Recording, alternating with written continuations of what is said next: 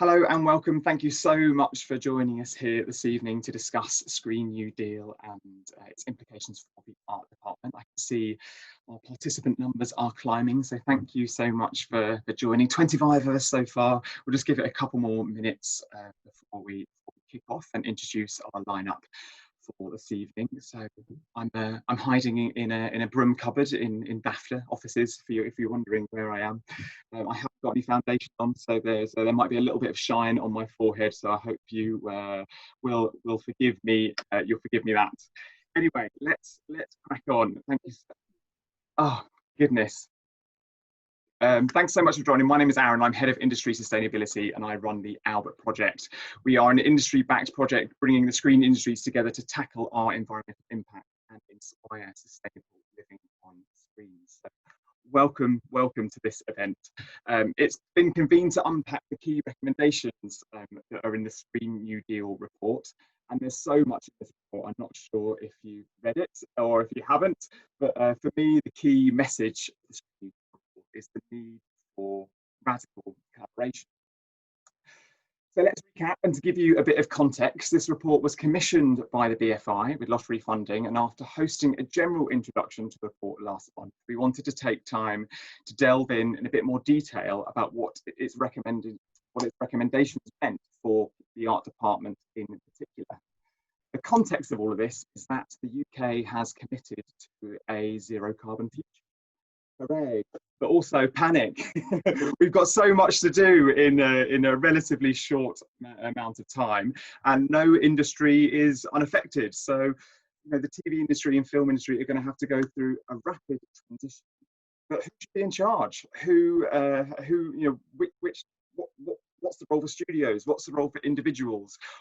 Who's going to lead that transition? And how do we make sure that we include the creative excellence that exists within the art department to design the right kind of infrastructure for you all? So we're here to discuss that and understand that in a little bit more detail. Also going to be working, we're grateful to be working with the British Film Designers Guild on this one, who have found some fantastic guests to have the discussion with. So I'm going to hand it over them to introduce themselves. Mark, if you want to give us a wave and say hello quickly. Hi there, how you doing? I'm Mark Sruden. I'm designing season 2 of Pennyworth at the moment up at Leavesden with Warren Lever, who's joining us as well as our construction manager. Cool, thanks so much. Thanks so much for joining us. And hello, Warren, how you doing? Who are you? My name's Warren Lever. I'm a construction manager. As Mark said, I'm currently working at Warner Brothers Leavesden on the 2nd season of Pennyworth for Warner Horizon. Fantastic. Thank you both so much for joining us. And we're also joined by Audeline and Plus One, I believe. Hello. Yes, hello everyone. So I am an architect, but I worked in the movie industry for a little bit more than a decade. And now I'm pursuing a research that is funded by Harvard University regarding potential for material reuse in both industry, the construction industry, and also the movie industry. And I will be posting some links to the research and some of the tools we've created to facilitate your work as well. And can we meet your Plus One very quickly, or is it off limits? I'm afraid it's off limit for the moment. Okay, baby on the lap is what I'm referring to there. A bit of a background information, a bit of background audio you might be picking up on. And lastly, I'd like to introduce Trisha Duffy, who's part of the Albert team. So Trisha is going to be managing the Q&A and also the chat. So she'll be bringing any comments that you make to the panelists on your behalf. So if you've got a question for our panelists, please pop that in the Q&A, or if you just fancy having a chat while you're possibly having a glass of wine and listening to us all, then the chat is the place for that.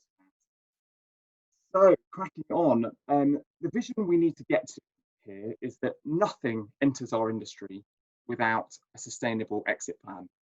Can you imagine that? It is so far away from our present future, but it's what is articulated in the Green New Deal is the reality we need to get to. And I'm talking both about the tangible impacts there, the timber and other resources that we use, but also the invisible too, in terms of carbon emissions. The Green New Deal recommendations have been made following months of research, but without the people doing the work, understanding and agreeing them, we can't move forward make sure that infrastructure becomes a reality. So this isn't a session to explore what specific materials we need to use, rather an opportunity to speak to you all about that vision that we have for the future, to gather momentum and engagement, and to deliver that change that is beyond individual action. So the point of this evening has come together to start thinking about that. We're not expected to solve everything this evening. Frankly, I'm not an expert in how these are going to be delivered, but it's Thursday evening, maybe you've got a beer. Let's start thinking about all these things together. As I mentioned, please do join the conversation in the question and answer chat, which will monitor that as we go through. Beginning with production materials, this is the bit which is all about the art department. However, in relation to production, it broadly groups the requirements into three things: the reuse of materials, buying virgin materials responsibly, and resource-efficient set construction. You did launch last month. The consultant Devney, who helped author the report, talked to this in a bit more detail. And rather than me try and rehash it, I'm going to pass the mic back to Devney to take us through that again. So this video is 5 minutes long. If you've read the report or attended last time, I still recommend take a minute to refresh on those points and perhaps have a think about how they might impact your working practices. So let's see the clip. We know it. So production materials, what currently happens now? So the focus, as I mentioned before, is being quite a challenge, is this thing about artistic freedom and not being confined by any kind of sustainability confines or requirements. And that is pretty much the biggest challenge to overcome.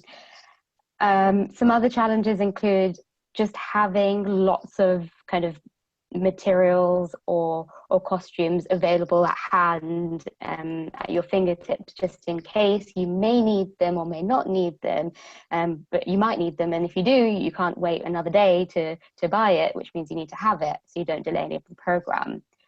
The other challenges are around the separation of procurement budgets and strike budgets. And because these budgets are quite separate, there's no real incentive of thinking about the life cycle of the various materials that are coming through productions. People at the beginning plan for the beginning, people at the end plan for the end. And so, as I mentioned before, a life cycle approach to this is really needed. And finally, another challenge is that we spend a lot of time planning productions, but at the end, it's let's get out of here as quick as possible. And that kind of very short strike times perpetuates this culture of take, make, dispose, take, make, dispose. There doesn't seem to be enough time to kind of put this back into reuse networks. And so what are we proposing?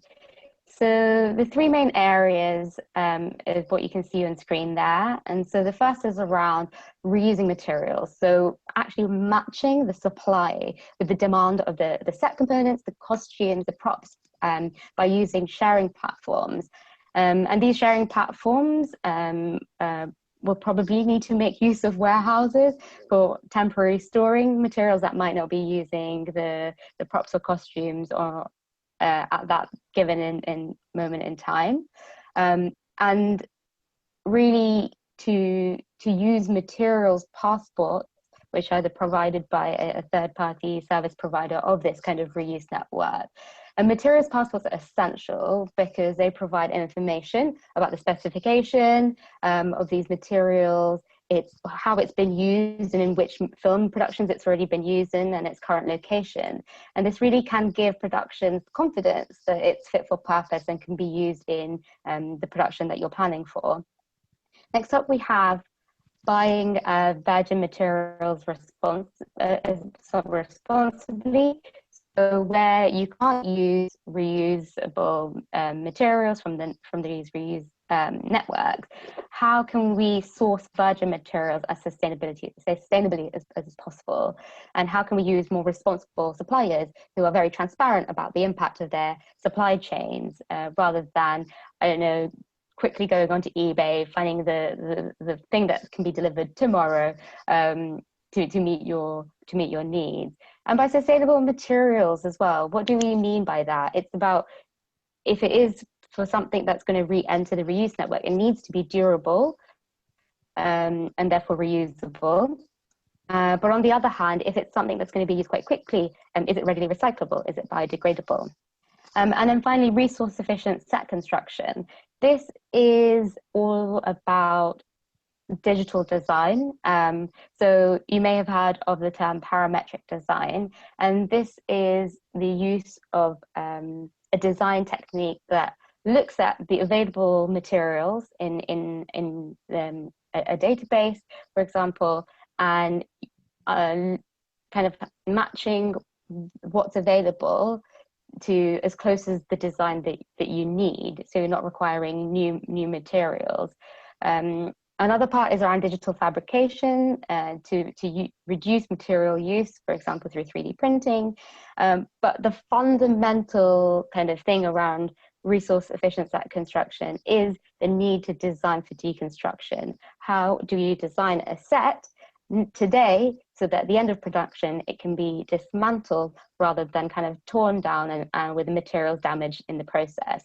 And you can do this through using mechanical connections of a glue, but that does require a new approach to designing.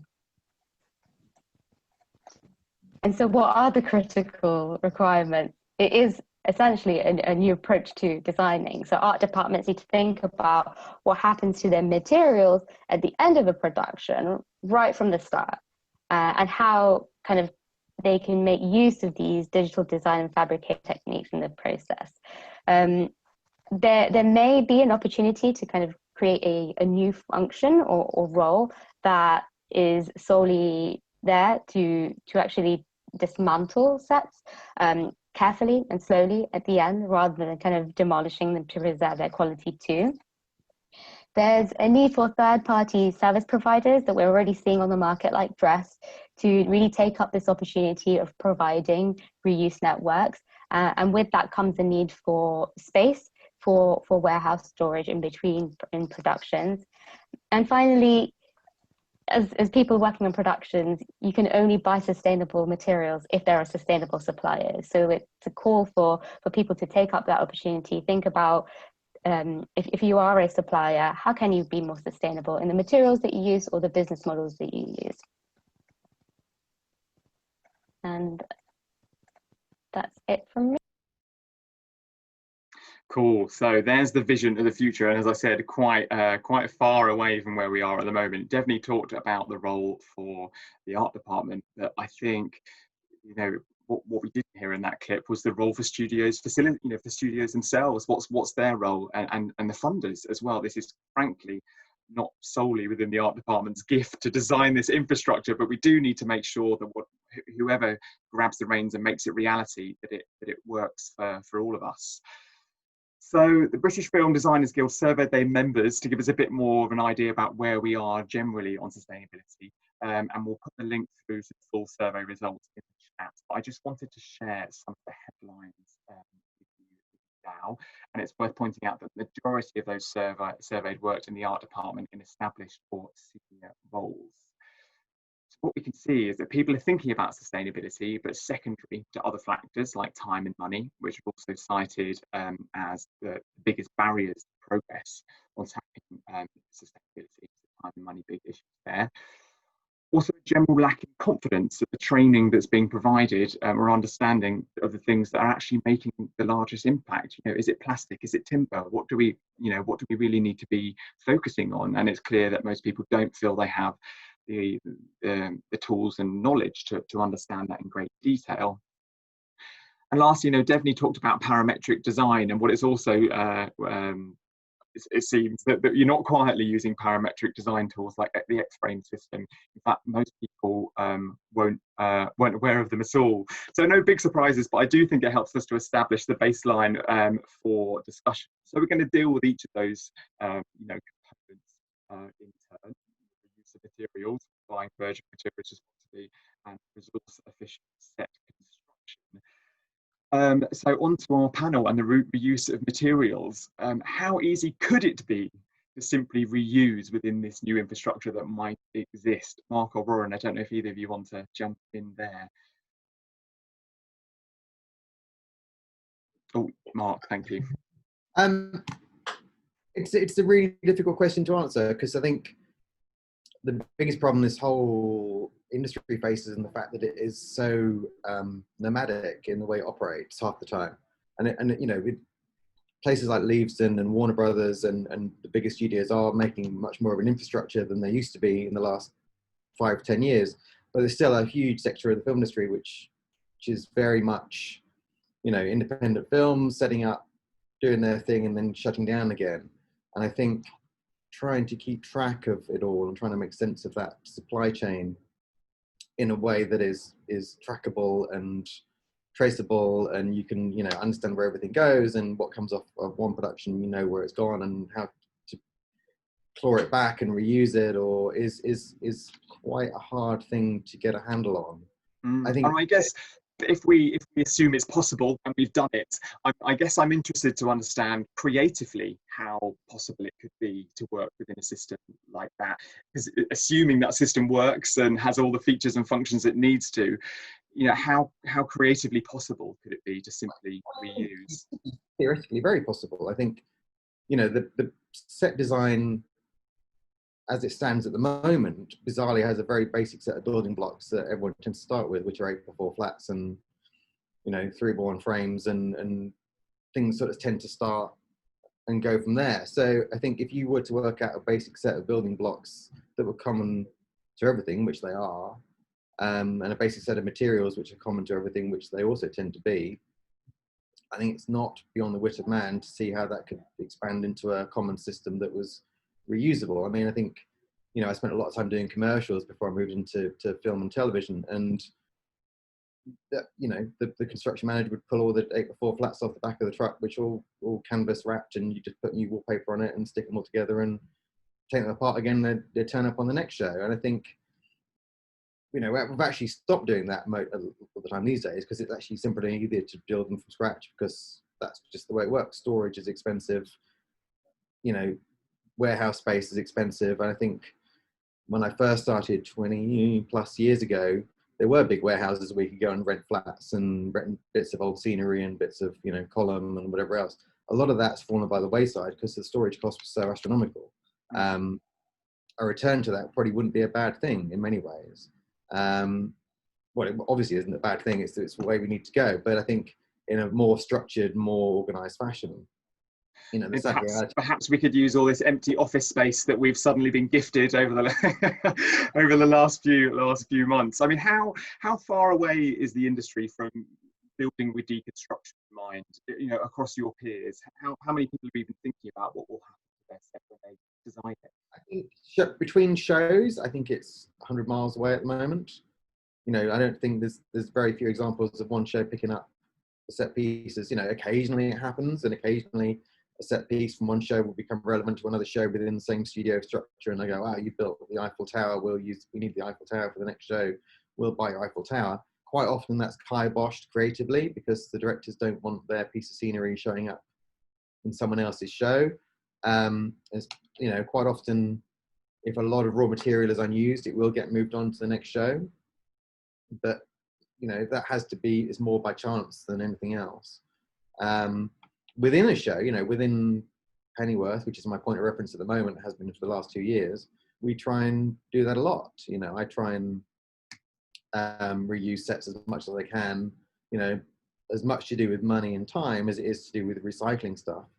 But it is, you know, we have so many sets, you know, 200 plus for this season, I think, and the same for last season, that it's more economical and it makes more sense to, you know, take the roof off of that set and put it on the next set, or, you know, jack everything up and add another 10 foot onto the bottom of the set, and you have another set, and recycle and reuse all the time. And that's, from my point of view, I find that one of the most enjoyable bits of the job is working out how to reuse stuff and you know, reshape stuff to give you something new without starting from scratch. I'm sure Warren will laugh at the way I think that's easy Well, for him. let's bring Warren in. Warren, a question for you. Like, what in this brave future, there's going to be rules and regulations. Perhaps they'll set us free, or perhaps there'll be limitations to start with.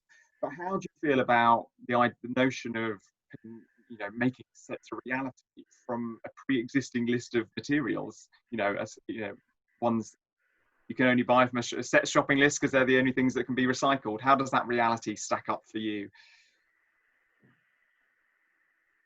It's hard. That's a hard question to answer because it sort of hinges on really what you're building. I mean, if we're building a castle, I mean, that's a different parameter to building a spaceship. So, the chances of having a sort of an off-the-shelf, Starship console is not as likely.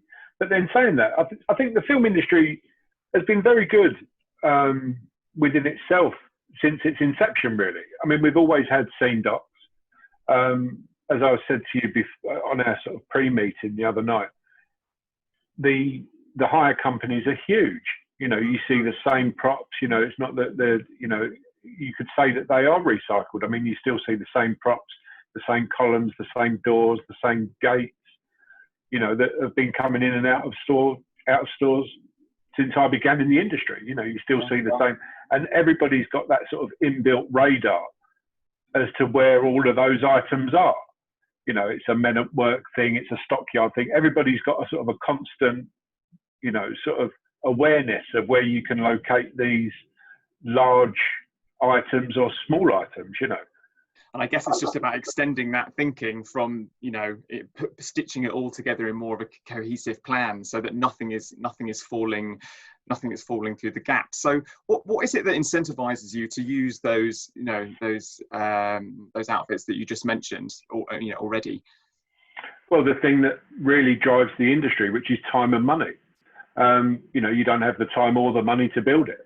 If it's on the shelf or there's an item that you can hire for the duration, great. Otherwise you've got to build it, and that takes time and money. But as Mark pointed out, I think the storage space, especially within the M25 and the sort of regional sort of areas around the studios, is just at a premium. And then you sort of add transport costs into that.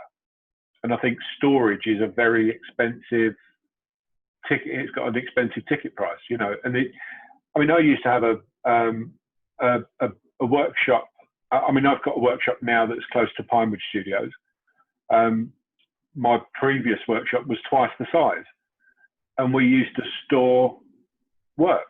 If we had plaster columns made, we'd store plaster columns.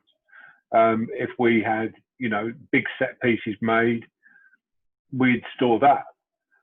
But economically, I was paying more in ground rent and service charges and workshop rent to store, a set of beautifully made, 18-foot high Roman columns, a dozen of hand marbled, beautiful, sort of £10,000, £15,000 worth of work. And you'd have it there for 4 years because who needs it? You're just storing it until somebody needs a dozen 15-foot high Roman columns, When we put the report together, what was so fascinating is speaking to producers about the spiraling costs of getting rid of stuff now. We're spending a huge amount of money disposing of assets. So I guess it's about how can we re-divert that cash, to make sure that we can preserve our Roman columns and just kind of recalibrate the system so that we can have more workshop space and more storage space. Tricia, I see that you popped up. Have you got a question from the floor? Well, a comment and then a question. So the comment has come through. Actually, it's really reflecting everything that you're saying. Is a comment posted quite early on in the conversation about there's a sort of dynamic between a triangle between time, money, and ideas, and how do we kind of square that circle or that triangle, and then and also reflecting the same as you, Mark, that back in the good old days there used to be scene docs. Thank you, Caro Wook, for this comment, with all of the architectural elements and flattish for hire, and you used as you needed. But Simon asked, there's clearly a financial benefit to reuse. So why do we spend so much of the budget? He's making the comment that budgets are skewed towards walls and panels and floors and treads instead of the aesthetics. I don't know whether that's something that you can comment on, this stage? I'm not quite sure what it means. So No, I'm not. I don't understand the question actually. He's gone on to say that storage cost is prohibitive for individual companies. There's a case for collective storage with distributed cost, which I guess is the point exactly you're coming to. It's the point of the Screen New Deal, right? That's kind of what it's all about, a shared infrastructure. Exactly. Sure. I mean that's harking back to the old studio system, you know, the 4 wall system. You know, Pinewood. I mean, when I first started in Pinewood, it was 4 walls. You know, in the morning you'd be working on, you know, Attila the Hun, and in the afternoon you'd be working on, you know, Goldilocks and the 3 Bears. You know, and there was a scene dock there. They had their own prop house. They had their own, you know, scene dock. And designers would go. I mean, I've seen the old sort of photo images of the denim prop stores, which were fully decorated warehouses. You know, you could go in and, you know, just pick whatever you want, you know, whatever your heart desired. You know, it was just there, ready to go. I think once the studios left the studios system and became independent, so Pinewood Studios is, well, now it's a Disney studio, but for the last 25 odd years, it's been, you know, guns for hire. You know, it's just an empty shell of a building, you know, with 200 different production companies. So maybe the sort of diminishing scope of production companies might work in a more eco-friendly way, in so much as you're seeing a sort of a reversion to the old studio system. So if for instance Disney are in Shepperton, Disney are in Pinewood, Netflix are in Shepperton, Amazon are in Elstree, whatever, you know, would they then be responsible for their own scene docks because they own that property, they own the studios, they've got in effect they've got the pockets to pay for it. Really, is where it comes down to. I'm not quite sure if that's Back to the Future or Forward to the Past or what.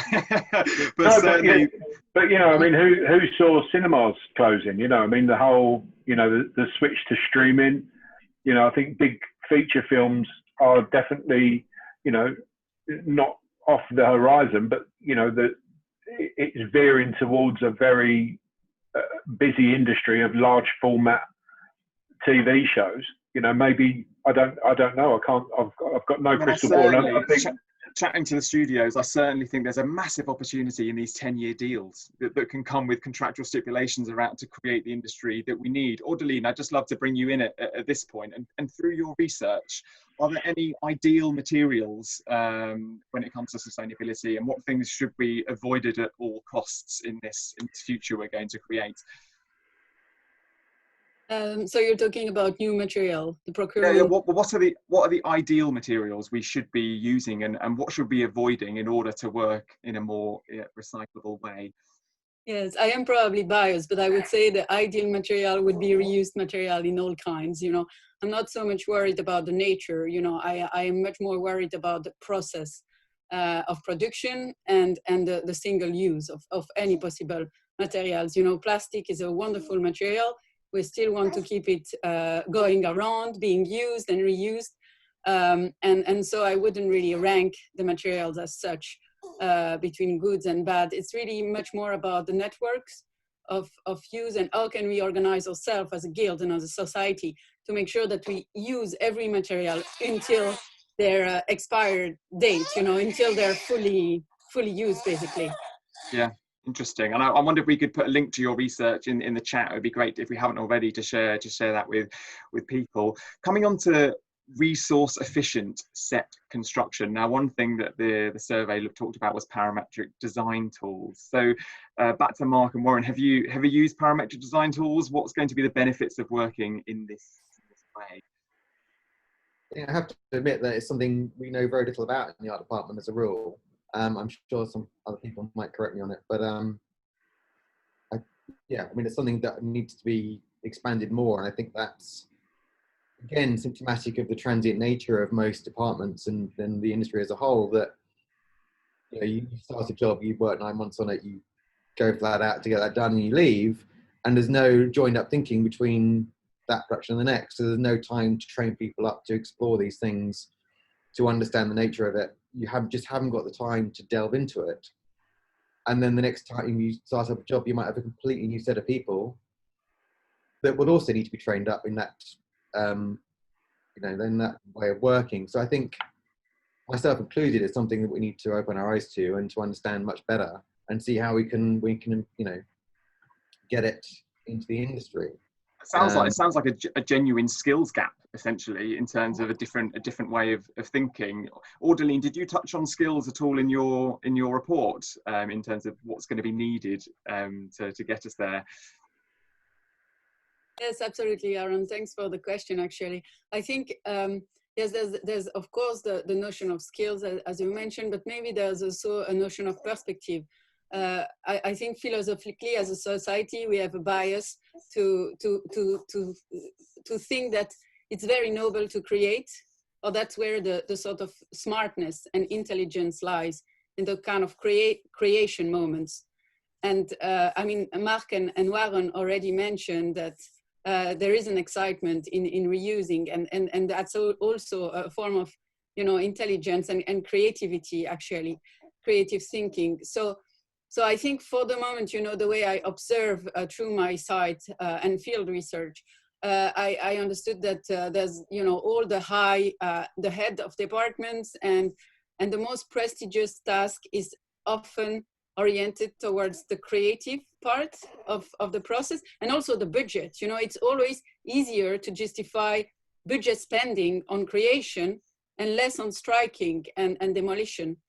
And I think if we can start slightly making a shift, celebrating basically the skills of the construction, by having someone that is a master of the construction. Like these kind of things are really, yes, have another kind of shift of perspective. That would really help, and a shift of perspective that could go with a shift of the budget as well. I'm hearing a lot of construction team, not especially in the UK, but they say we're not too keen on reusing because, if we reuse, then that means we might have less to build, and we might receive less budget for that, because when you do your Excel sheet at the beginning, you work in sets and you have to justify everything. And then when I say, can you reuse? They say, oh, we can't reuse because we don't have time for that. So I think it's really about shifting mentality and allocating budget a little bit less in the creation and more in the deconstruction and more in the reuse. Interesting. Warren, did you put your hand up there as king of deconstruction? What are your thoughts? Yeah, I mean, it's beautiful to build, but it's equally nice to see it come down, and the pain is diminished as it gets smaller. But I think as far as budget concerns go, I mean, Mark will testify to this. I mean, we use quite complicated algorithms when we put prices together, and we use historical budgets, we use historical data, and we've got quite intricate spreadsheets that you can pretty much punch timescales in, and it sort of produces a budget at the other end. And materials actually average out probably 20% of a construction budget. So as far as recycling materials, I think it's worthwhile to keep stock flattage for sure, but I think the benefit would lie more in a shift. I mean, where possible, we use an OSB board instead of a ply board. So instead of plywood on flats, we try to use OSB, which is a recycled board. And I think it's recycling, and that it's not that it's not feasible to use recycled materials. It's just very difficult depending on the project. So it's very easy to use recycled materials if you're building a farmhouse, but it's very difficult to use recycled materials if everything's CNC cut, laser cut. You're building a spaceship. It's a different ball game. You need very difficult for you if the task is given to you in isolation to deliver upon. It needs to be surely part of the whole creative process. Sure, but I think, as Audeline pointed out, I think it's more the fact that the materials are not single use. So it's not that the materials that you are using have to be reused in that form. They can be recycled into a new sheet material and repurposed. You know, so it doesn't have to be, you know, that physical board, as long as that physical board is a recyclable product that can be then recycled into a new board, like a new. So OSB board is orientated strand. So instead of plywood, which is laminated veneers of timber, generally, you know, one tree spun on a lathe, you know, sort of micro thin layers of tree stuck together. OSB is recycled timber, you know, glued together. It's a resin board made of recycled timber. So, yeah. So, yeah, we've got to be zero carbon, zero waste by 2050. I don't want to make any assumptions about the year you might retire, but you did say you've been, you remember things a different way. Can you ever imagine this feeling normal? You know, this notion where nothing enters the industry that doesn't have a sustainable exit plan. Yeah, absolutely. And I'd like to see a future that does happen. Absolutely. You know, Audlin has carefully angled her camera upwards. You know, I'm on Bluetooth headphones so that you don't hear the racket that's going on downstairs. You know, there's another generation, you know, and we're responsible for that. And hopefully many more generations after that. You know, it's not, you know, we're not building film sets and throwing grenades over our shoulder, you know, just deal with the fallout. It's, you know, we all share the responsibility to make it so, yeah. Mark, coming to you, I mean, we're talking about a different version of the future. I mean, looking back, everything was managed by the studio, you know, it was all kind of contained. In this future, it could be external suppliers, external companies. It could be these new roles might be attached to the art department. They might be attached to the construction department. Do you have a sense of what would be the most logical process for all these bits to connect, and what functions should be in what department?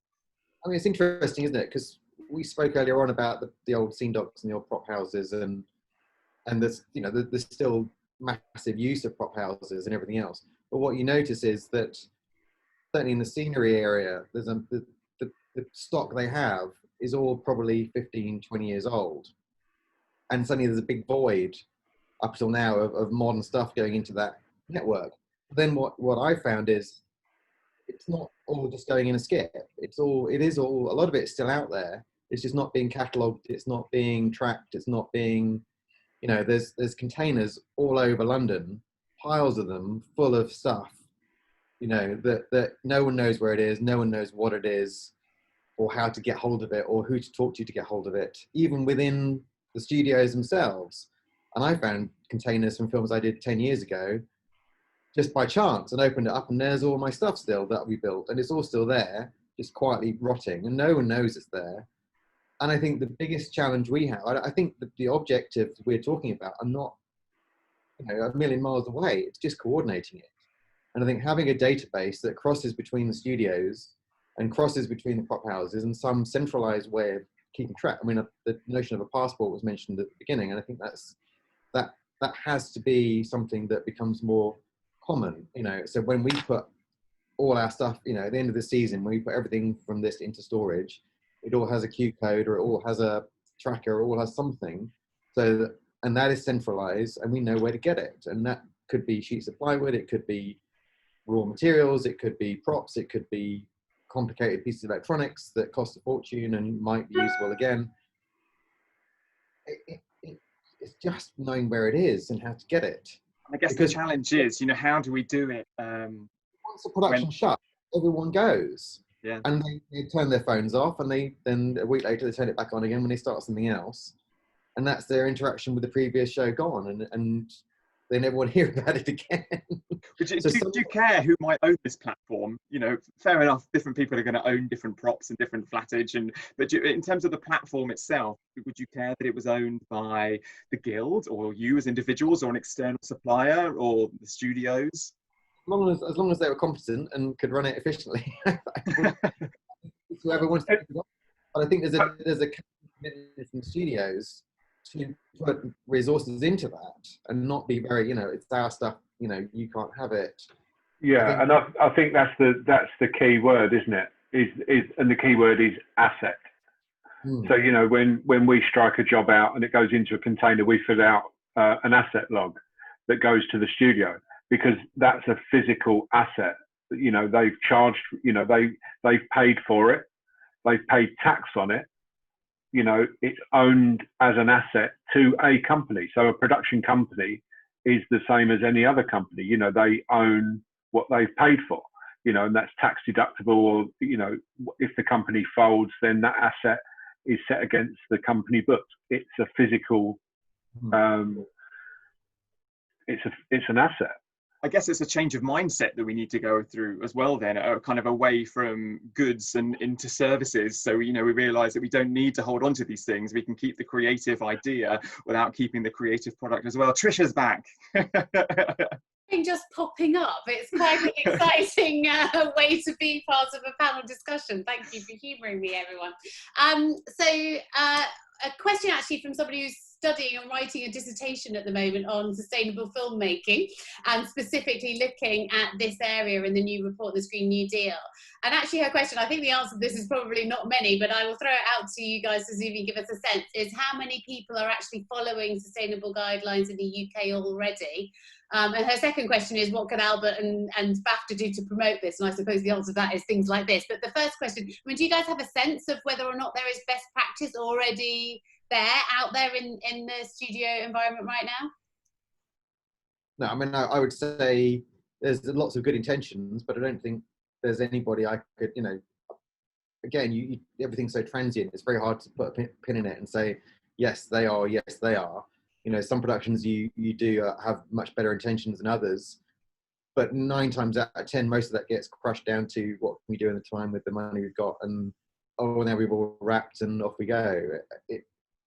You know, I've worked on productions where they've had an environmental coordinator or someone to that effect. They have a name and they have a title. I very rarely see an input from them that's been effective. I think much more is about the individual in currently, and about how, you know, like for instance, Warren is very conscious of it, and his company is very conscious of it, but that is because Warren is minded that way, and, you know, so am I. I think that's just down to our personalities rather than any actual pressure from the system at the moment. I think there can be much more of that. I don't know, Warren, what do you think? Yeah, I think that's an interesting point. I mean, it's a societal shift, isn't it? It's not so much an industry needs to pull itself up by its bootstraps. It's the world. You know, it's a global shift, isn't it? It's not, and I think each industry needs to take responsibility. But I think I think the more there'll be a tipping point that more people will take notice, and eventually it will just become normal, and then the products will become available once people realise that, you know, this is for the better. You know, my take on that as well, having been that green coordinator, I'll hold my hands up and say there's not very much you can do, because you're hired on the first day of filming, and what you've got to do within the length of the production is write the Green New Deal report, action the Green New Deal report, and then dispose of everything. So for me, the whole notion of a guidelines list, well, that can only exist within the Green New Deal. Everything, and we have to get to that point. The notion that we can behave sustainably on a production by production basis is kind of flawed, I think. And I think we hand or require individuals to deliver on sustainability at our peril, really, because we can't do it on our own. You know, we need to bring out this systemic change orderly. And I don't know if that was kind of a theme of your report, the kind of the need for systemic change rather than individualism. Yes. In a way, also, I would argue that I foreseen as much more successful to empower the actual staff or the actual teams that are existing within the movie industry already, rather than having experts, you know, coming in as a specialist of sustainability protocol. I think I would see the evolution being more successful is, for example, the buyers have this additional knowledge. They can learn through possible like teaching methods or communication skill, but that we can empower them rather than having an additional team member that is added and controlled and has this list in hand. I think it's a cultural shift of the teams themselves. Yes, rather than having an external person. So I think there's no better expert than the members of the guild, to know what is possible and what is not. And I think rather than also aiming for some kind of universal solution that would encompass all possible scenarios, I think at this stage, from now to 2030 to 2050, from this stage is more about trying to, rather than following recommendation, is about making new successful narrative, tiny steps here and there, tiny sturdy step, and then communicating to one another. We've tried that, it worked. Every time showing that something is possible, a tiny step here and there, and then learning from each other. I think the knowledge should, is embedded within the guild. So it's really a matter of learning together, trying things out together, exchanging knowledge on what we've tried, and move this way, evolving this way. I think it has the potential, in the UK as well, to become a cradle of, I like to call it supportive innovation rather than disruptive innovation. It's about really, yes, making use of what we have and see how we can better support the interest, because the interest is there. I've seen in the survey, nobody is not interested in the subject. So the interest is definitely there.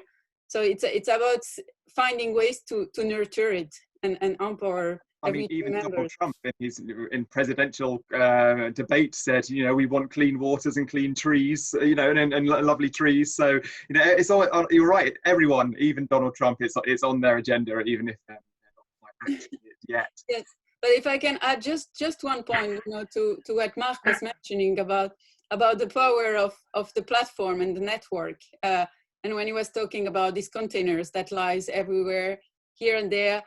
We all know that storage is the big issue. And in that sense, solution like X-Frame, which, I don't know everything. I haven't tried it myself. I don't really know. But so far for me, it isn't sorting the main issue, which is storage in a way. It isn't making such a better work than the flats that we've mentioned before. So the core of the issue is storage in correlation with the frequency of use, of course, because as Warren mentioned, if you have storage and you're not even using your props, then that's a catastrophe. So if you can increase like the frequency of use and then have a sort of more efficient and exchange storage, then that's much better. And investing in what we have already and exposing all this asset, in a platform is very efficient. And on that proof, I have what we've done with Rotor, a cooperative with whom I am collaborating, which is quoted also in the report, with Rotor and the Architectural Association in London. We've built this platform, which I'm just sharing now in the chat, which is basically a platform showing all the resellers, the material resellers currently in the UK. I'm sure most of you would know some of these addresses when you have to actually rent or buy real materials, like in some cases stone or some of these elements. And something else I would agree is like we are thinking a lot about the movie industry as a sort of isolated business, but there is a lot of synergy that can be created with the building industry, meaning that this platform, this network of elements we have for the movie industry, could be used for shop fit out. They could come and they could buy. So we could exchange also across industry, which would augment the frequency and could possibly become more profitable for the people that are investing in the storage. I mean, picking up on the storage point in particular, I think even if we achieve nothing this year, other than to say we're all up for this, but as a guild, we recognise the need for storage. That would be an incredibly powerful step forward to speak kind of with one, engaging with the challenge and kind of dialing into the necessity of what that means. Have you got any other questions? I do, yeah. Actually, there's a floor. some themes coming through that really resonate with the things you're talking. I'm going to try and pull two together. I don't know if that's going to work, but so somebody's talked. So someone's here from Cammer actually, which I know we should just mention because they have created that online management system, which is quite exciting and interesting. So there's a sort of theme coming through around technology, and then someone else has asked a question specifically about the commercial possibility of selling sets and parts of sets to community, and that sort of leads us to the other people who have been really kind of good innovators in this space, which are Dressed. So I sort of put those two out, and then I have one more question which I'll come back to in a minute. Aaron, you probably need to talk about those two just briefly, I would imagine. Well, in terms of how we amplify those and pick it up, it's such a core part of the puzzle, isn't it? How do we, you know, clearly this isn't something for Albert to design the solution on its own. It needs to be much more collaborative in terms of stitching those existing resources into the final solution. Mark, do you have any thoughts?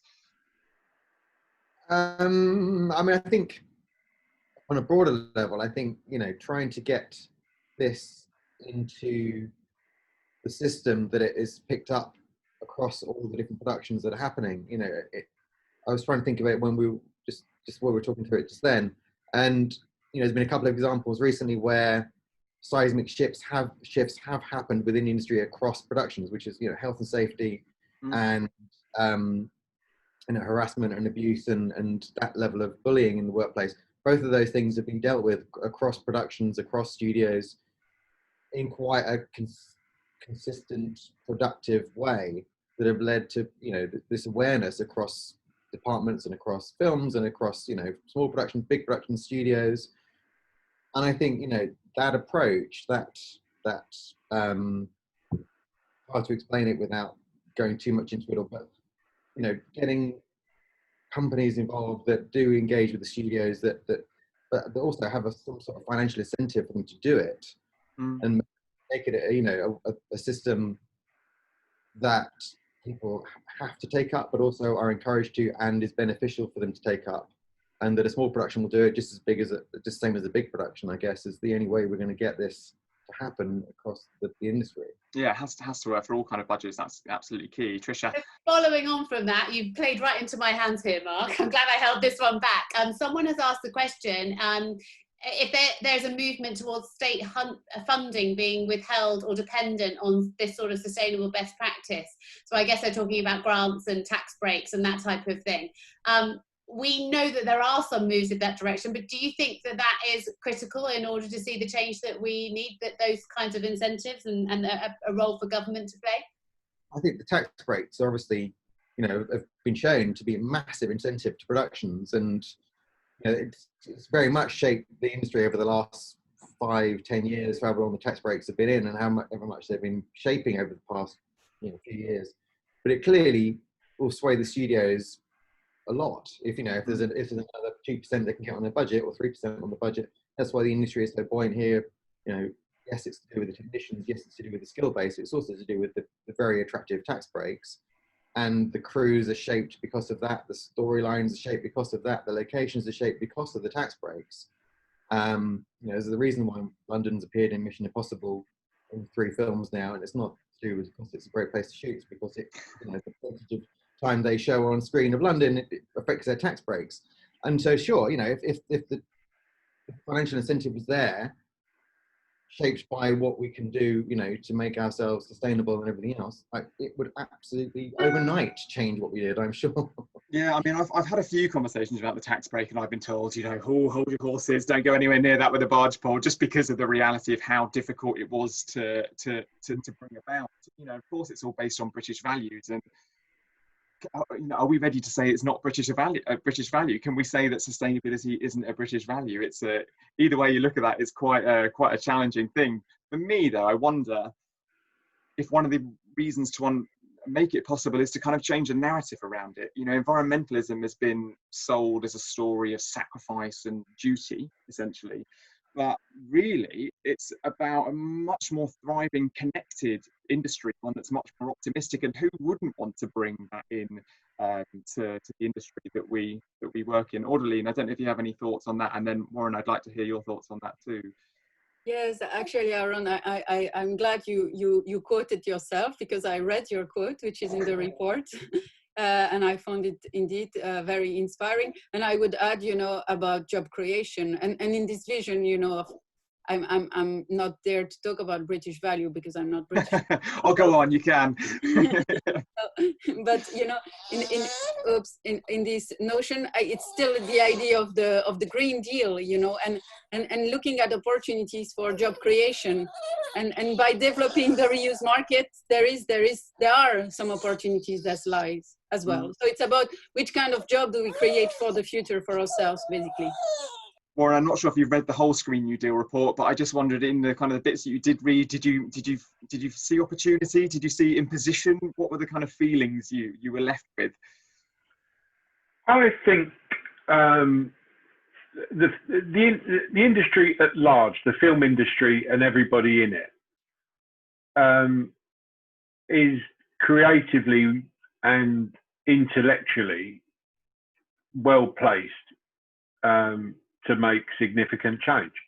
I think the ability of problem solving within the industry is sort of almost second to none, really. I mean, the recent sort of pandemic and the way that the film industry has reacted and got everyone back safely to work has shown that, we can, as an industry, join together. I mean, I was involved and Mark was involved, and, a lot of BAFTA were involved during the lockdown, in the return to work packages that we set up with BECTA and the government. So I think as an industry, I think we're well placed with the quality of, both intellectually and, creatively, to make really very good progress. I think it was David Putnam actually who picked that up in his TED talk, saying that in the film industry there's never a sense of can't. There's a sense of cost and a sense of time, but there's always a sense of possibility, right? Yeah, and I think that was very interesting, Audeline, that opening it to outside of the industry, because I think as an industry insider, people often say to me, it's very insular, and it's hard to break into the industry. There's this sort of illusory wall, that there's, some protective wall around the industry that people desperately want to try and break. And that's the word. It's a break into the film industry. It's incredibly difficult to get in, and it's not really. It's a sort of a weird sort of group, as Mark pointed out. It's so transient. It's this sort of weird band of gypsies that just sort of travel around and just do this sort of insane job. And it's not that anybody doesn't want anybody to join in. It's just that nobody's got time to meet anybody new. So you just sort of come on, you just meet the people you've always met, because that's who's there and that's who your next job is. And I think that opening it outside of the industry, so if you could, recycle materials, I mean, jobs that I've been on that have had materials that we were unable to recycle, I'm sure there's house builders and builders that, bite your arm off, but because we can be insular, but not through any negative reasons, just because that's the way it is, because we're just looking at this job and the next job. We're not really thinking about, could a builder down the road do with this, 4x2? And I'm sure he absolutely could, So I think maybe there's a case for, opening it up to a larger audience, Let's one step at a time, Warren, please.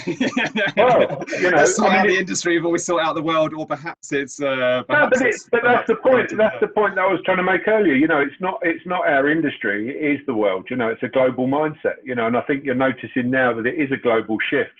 People are, taking note. But I think legislation. I think, unfortunately, it's a bit like puppy training. It does work. Yeah. People. They said, "Oh, who's going to pay 5p for a carrier bag?" Well, you pay 5p a carrier. It's amazing. Everyone's got one in their pocket now.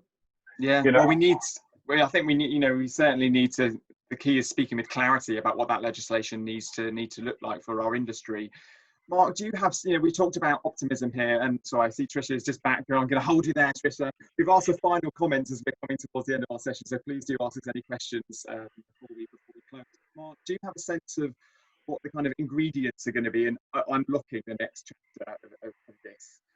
Yeah, I do. I think Warren's right. I think, we're an industry that enjoys a challenge, and I think, that's part of what makes us the industry we are. We're very good at problem solving, and if we're given a set of parameters, we'll embrace it and work to them.